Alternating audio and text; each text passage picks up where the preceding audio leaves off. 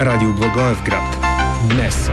Аз съм Русинка Проданова. С колегите от екипа представяме следобедното предаване днес по Радио Благоевград. До 16 часа ще звучи още музика, ще има новини, информация, коментари. След минути професор Иван Желев за започнали от днес Коледен пост и за утрешния зимен Гергьовден в Зографския манастир в Атон. В рубриката Парламент на духа днес академик Христо Григоров, председател на Българския червен кръст. Той получи званието академик и сега тук в студиото плече влязоха всъщност част от студентски отбор Лотос и техния преподавател доктор Вероника Стоилова. Тук при мен са Магдалена и Алекс и доктор Стоилова. Здравейте!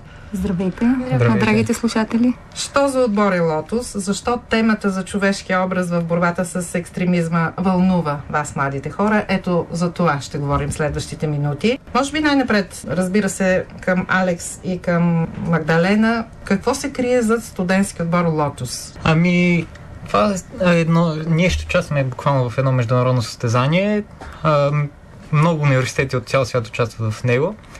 И с това се надяваме да популяризираме самите теми за екстремизъм, тероризъм и омразата в речта, в която толкова много млади хора се включват в тези дни. А защо Лотос? Има ли някакво значение това? Лотос е едно цвете, което символизира прераждането. И ние решихме, че това е един добър символ за някои хора, които биха могли да бъдат терористи или екстремисти, или просто да използват hate speech в интернет пространството. Речта на омразата, казано по друг начин, за hate speech. Добре, същата ли идея имате вие? Да. То самия лотос е цвете, което може да вирее дори в кълта.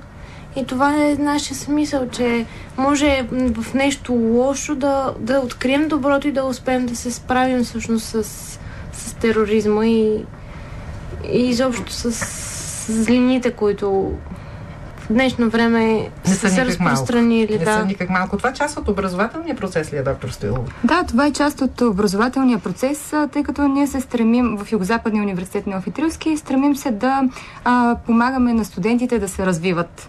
Не само като личности, но да развиват аналитични умения, способности за участие в различни прояви, да дебатират различни въпроси, същевременно да имат гражданска позиция и да могат да отстояват лично мнение. Тоест, опитваме се да ги накараме да мислят и да бъдат мислещи хора. И още малко за вас. Представлявате правно-историческия факултет. Студенти са Магдалена и Алекс международни отношения. Да. Втори, трети курс? Трети курс. Всъщност отбора ни се състои от 10 души, от трети и четвърти курс специалност международни отношения. Реално това е изискването и на програмата, да участват студенти, които учат точно тази специалност. А конкуренцията каква е, знаете ли? Конкуренцията не е никак малка, тъй като международният характер на състезанието обединява студенти не само от Европейската университетска мрежа, но и от целия свят. Включително има още 2 отбора в България и от всяка точка на света. Всъщност с това занимание, съществуването и работата на отбор Лотос, в крайна сметка се поощрява умението за дискусия, да се формулират аргументи, умението да бъдат излагани, а също така и готовността да се вслушаш в друга позиция. Аз така ви разбирам към момента. Да, безспорно е така, но и същевременно това е един безценен опит, който нашите студенти могат да получат, тъй като програмата е международна, имат възможност да комуникират с студенти от различни университети по целия свят и това е една така чудесна мултикултурна среда, от която те могат само да черпят ползи от общуването с хора като тях от различни точки на света. И ако това е позицията на преподавателя, много важно и уважавам, как всъщност си срещат вашите студенти, да чуя отговора от Алекс и от Магдалена. Защо ви е интересно това? Според мен това е едно от най-важните неща, които се случват в университетското пространство в България. Студентите трябва да използват този активен опит, който аз така наричам, понеже в гимназиите по-скоро се преподава пасивно и човек не може да придобие истински опит в такива инициативи и сам да се справя с проблеми. Магдалена, кои са вашите основания за да бъдете част от отбора? Както казахме, учим международни отношения и това е опит в някаква международна среда. И изобщо това е актуален проблем, с който според мен е важно много млади хора, не само, но младите хора да са запознати и да знаят какво реално се случва. Към проблема ще се върнем, по-скоро ще го оставим за следващия разговор, след една песен, но накрая сега, на края на тази част от разговор, искам да ви питам дали вече сте имали състезания? В такъв международен аспект не, но имаме опит в, може би, държавен, що се отнася до... Защо така скромно го казвате? В различни състезания. Така и? Как се чувствате на състезания? Чувстваме се добре. Мисля, че ще се представим достойно. Дали ще стигнем до финал, да се надяваме най-доброто за отбора. Искрено ви го пожелавам. Още повече, че винаги, когато подобни ситуации имало тук в студиото на Радио Благоевград, моите гости винаги са излизали победители. Така че съм убедена в това и ще имаме следващо интервю, когато вече се завърнете като победители. Оставате в студиото, приемате въпроси на слушателите. Песен, реклами и продължаваме. Радио Благоевград. Днес. Защо темата за човешкия образ в борбата с екстремизма вълнува моите гости, студентите от Правно-историческия факултет на Югозападния университет Магдалена и Алекс. Те са част от отбора наречен Лотос и техния преподавател доктор Вероника Стоилова.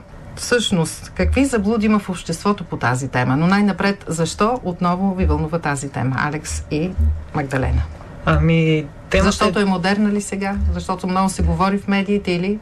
Точно така. Това е една много модерна тема в момента и ние като студенти, които изучават дисциплината международни отношения, е една от най-важните за нас международни теми в момента. И се фокусираме върху нея с мисълта да помогнем на млади хора, може би да предпочитат да изберат да изучават тези неща в бъдеще. Имате ли такива разговори със своите колеги или не сте стигнали до такива детайли? Или най-малкото, когато се съберете, не са тези въпроси на общ разговор? С наши връстници винаги има такива теми, било то политически или от социалната или икономическа сфера, и тази тема винаги изниква. Било то с връстници или с по-възрастни хора. Какви са заблудите по тази тема, Магдалена? Има ли такива? Има заблуди в обществото. В смисъл, говори се, но в един момент шуменето се спира и се губи нишката изобщо на случващото се. Или оставаме на повърхността. Да, и всъщност младите може и да преминават през темите, но не се задълбочават. И според мен в това е проблема, че не се задълбочаваме всъщност в нещата. Това ли е една от основните опасности? Какви още бихте могли да назовете? Според мен, да, това, че не сме толкова заинтересовани да опознаем материята и това какво крие изобщо тероризма като заплаха към обществото. Още някои от заплахите, които вие виждате? Може да ви помогне Алекс, ако трябва, и доктор Стоилова. Също така една от важните заплахи, които аз виждам лично, е, че фокуса много се отива към радикалния ислям. Един терорист може и да не е с мюсюлмански вярвания и да изповядва исляма. Много често... Не трябва да се слага за знак на равенство.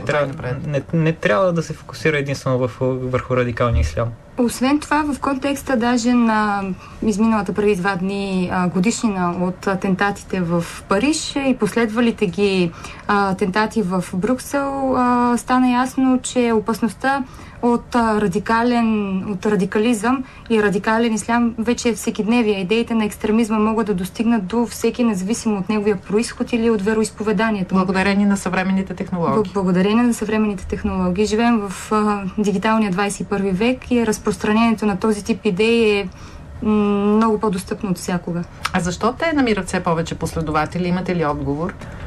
Най-вече заради социалните мрежи, които достигат до млади хора, било то деца, които още изпитват пубертета, те през това си преминаване в живота са най-уязвими, понеже един акт в училище може много лесно да се насочи към тази идеология. Това е едно от обясненията, казвате вие. Добре, как протича работата във вашия отбор? Отделно, извън учебната ли работа се събирате? Как така чертаете плановете си за работа? Да, събираме се извън часовете просто правим си наши си срещи, когато ни е удобно и обсъждаме какво можем да направим, за да можем да запознаем изобщо нашите връстници, наши приятели, дори по-големи преподаватели също така. Имаме различни кампании, които преследваме и се опитваме да го направим някакси по-различно, по-интересно. А как успявате да се опазите от езика на омразата? Като се опитваме преди всичко да не говорим с този език, да бъдем толерантни един към друг, да се разбираме и да почитаме мнението на другия срещу нас. Вашия преподавател има ли наблюдения за езика на омразата? То е ежедневие. За съжаление. И го виждаме абсолютно навсякъде. Разпространява се чрез медиите, разпространява се чрез интернет. Буквално е нещо, което се среща почти на всеки метър на улицата и е нещо много страшно. Всъщност ние с нашата кампания се опитваме да смениме знака, да го направим от негативен, позитивен. И чрез информиране на повече млади хора, но не само млади хора, относно вредите от разпространението на радикалните възгледи в обществата по света, включително и нашето, ние се опитваме да дебатираме и да популяризираме актуалната днес тема за борбата на човечеството с идеите на радикализма. Много важна кауза. Пожелавам ви успех в нея и накрая какво следва за отбора?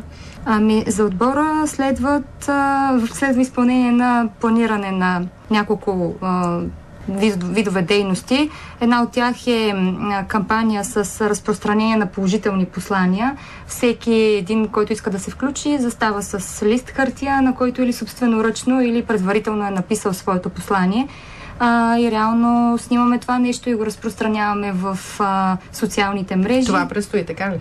Това вече действа и продължава да се прави. Назовете някои от положителните послания, които са ви направили впечатление, които предизвикват най-много подкрепа. Идват ли ви на ум? Нещо от сорта на не избирай насилието. Насилието не е решение. Или... Не на тероризма, не на радикализма. Тероризма няма религия. Да. Също не